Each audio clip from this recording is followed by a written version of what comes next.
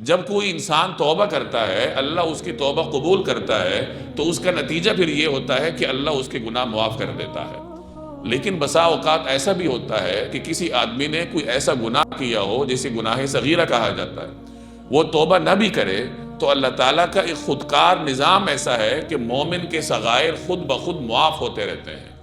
جیسے میں نے پہلے بھی بارہا عرض کیا ہے کہ اللہ نے مومن کے گناہوں کو یعنی صغائر کو معاف کرنے کے لیے ایک خودکار نظام بنا رکھا ہے، اور وہ اس طریقے سے کہ جب کوئی بندہ مومن نیک کام کرتا ہے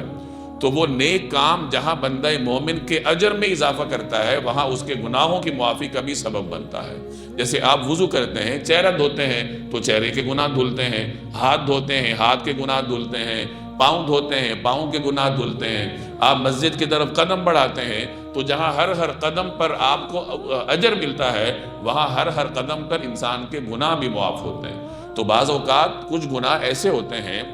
جو بغیر توبہ کیے بھی اللہ کے بنائے ہوئے خودکار نظام کے تحت معاف ہو جاتے ہیں۔ تو اس لیے دو صفات الگ الگ ہیں، گناہ کو معاف کرنے والا، توبہ قبول کرنے والا۔ یعنی وہ توبہ تو قبول کرتا ہی ہے اگر کوئی توبہ کرے، لیکن وہ ایسا بھی کرتا ہے کہ اگر کسی نے صغائر